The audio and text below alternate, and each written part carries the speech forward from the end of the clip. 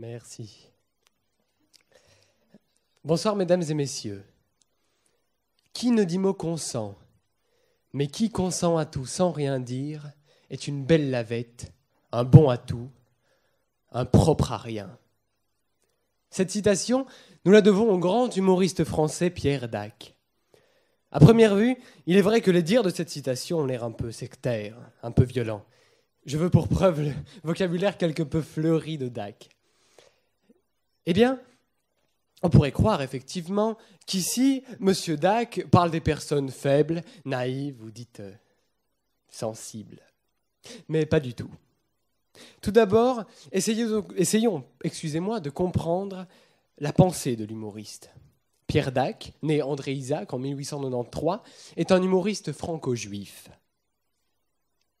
Il est très très connu, car en plus de ses nombreux sketchs avec Francis Blanche qui nous ont tous fait bien rire, il est aussi une image remarquable, car il s'est battu durant la Première Guerre mondiale et a été un très grand résistant durant la Seconde Guerre mondiale, grâce à ses interventions humanistes sur Radio Londres. Notamment en 1944. Lorsque M. Dac prônait la liberté du peuple français à la radio, un propagandiste de Vichy, Philippe Henriot, déclara « Monsieur Dac prend la défense de la France. Ce juif Dac, s'attendrissant sur la France, c'est d'une aussi énorme cocasserie qu'on voit bien qu'il ne l'a pas fait exprès.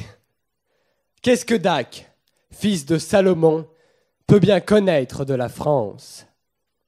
C'est à quoi l'humoriste répondra très subtilement « Puisque vous avez si complaisamment cité le prénom de mon père et de ma mère, pourquoi pas parler de celui de mon frère? Allez donc lui demander si vos pas vous amènent un jour au cimetière Montparnasse. Il est enterré à la 10e tombe de la 6e rangée. Il a été fauché par les obus allemands en 1915, à l'âge de 28 ans. Sur votre épitaphe, monsieur Henriot, sera marqué « Mort pour Hitler ». Mais sur celui de mon frère est marqué « Mort pour la France ». Maintenant que nous connaissons mieux son passé, mesdames et messieurs, je vous propose d'analyser le début de cette citation. Qui ne dit mot consent est une maxime latine du pape Boniface VIII. Celui-ci pensait que s'il n'y avait pas de façon de réagir de la part d'un auteur, que ce soit politique ou religieux, cela signifiait un consentement, une autorisation. Alors, si nous prenons le consentement d'une toute autre manière, je dirais, avec tout le respect que j'ai pour la religion catholique, que je ne vois pas ce qu'un homme d'église peut bien connaître du consentement. Non, pardon, n'applaudissez pas, il ne faut pas.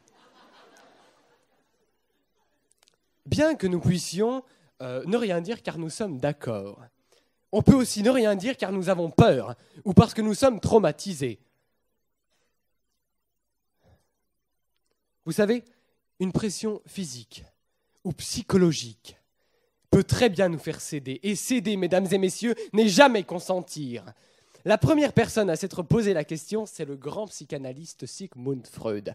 Quand en 1897, il posa sur son ravissant fauteuil Emma Eckstein, une dame qui sentait une grande oppression, un profond stress, un profond mal-être.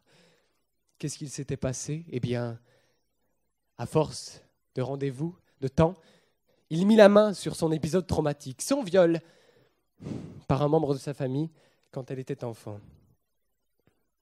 Maintenant, la notion de consentement prend une toute autre signification. Bien sûr, je parlerai maintenant de Neige Sino, qui écrivait en 2023 « Triste tigre ». Dans cette œuvre-là, elle disait « Un enfant qui hurle, un enfant qui agresse la personne qui l'agresse en la griffant au visage, est-ce à dire qu'il consent à ce qu'on lui impose? Non. » Alors, Dac, ici, et j'en suis fort certain, est assez ironique. Bien sûr, il critique toutes ces phrases toutes faites, tous ces proverbes qui viennent de n'importe où, mais qui servent pour certaines personnes, dont les agresseurs, d'absolue vérité. Bien sûr, je pense aux agressements, aux agressions, que dis-je, sexuelles, évidemment. Vous savez, je ne sais pas si vous avez entendu parler de Vanessa Springora, qui avait évidemment écrit son livre en 2020, qui s'appelait, comme j'en parle depuis tout à l'heure, Le consentement. Sa relation plus ou moins saine avec l'auteur Gabriel Matzneff quand elle avait 13 ans, et lui plus de 50. Alors, d'accord, l'amour n'a pas d'âge, mais je pense que quelques limites s'imposent.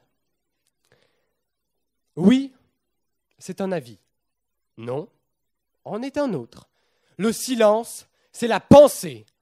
Et on ne peut jamais traduire la pensée d'un homme avec un grand H selon ce qui nous arrange. Jamais. Mais qui consent à tout sans rien dire est une belle lavette, un bon à tout, un propre à rien. Bien sûr, le climat de terreur régnant durant la Seconde Guerre mondiale poussait le peuple français à un consentement de tout, de peur des punitions qui pouvaient s'abattre sur eux. Et ça, Pierre Dac le savait, il ne critique pas, non, lui critique les collaborateurs, les personnes conformistes, opportunistes, traîtres et fourbes qu'il a connues durant ces guerres effroyables. Ces personnes qui ne veulent pas se bouger, qui ont peur de se salir et de ne casser qu'un stress un petit peu leur train de vie, qui préfèrent leur entrecôte chaude matin, midi et soir, leur petit confort bien à eux, et qui préfèrent voir les petits copains mourir plutôt que de dire non et de salir ne serait-ce qu'un petit peu leur train de vie. Et cette citation est encore tellement d'actualité. Nous avons peur et nous sommes victimes d'une certaine pression sociale. Nous avons peur de nous remuer, de regarder autour. Vous savez, Cyril Dion, qui n'a aucun rapport avec la chanteuse d'ailleurs, Cyril Dion disait sur France Inter il y a 2 semaines d'ici cette question. Pourquoi et comment n'ont-ils pas vu en 1937-1938 qu'Adolf Hitler était un danger public pour tout le monde? Eh bien, mesdames et messieurs, je vois que vous me regardez, mais continuez à vous poser cette question, car vous savez quoi ? C'est exactement ce qu'il se passe aujourd'hui avec notre cher Donald Trump.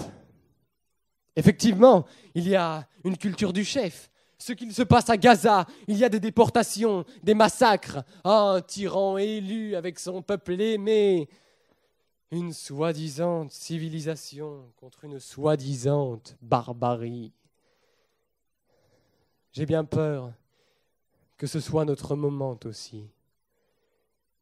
Mesdames et messieurs, si vous ne consentez pas, montrez-le. Alors, la pensée de Dac, que je partage aussi, serait celle-ci. Oui, peut-être qu'on salira notre chemise, très belle d'ailleurs. Peut-être qu'il y aura un courant d'air dans la maison, mais peu importe, cela passera. Mais en cessant de consentir en permanence, peut-être qu'on fera bouger les choses. Alors, mais qu'est-ce qu'on attend ? Merci beaucoup de m'avoir écouté.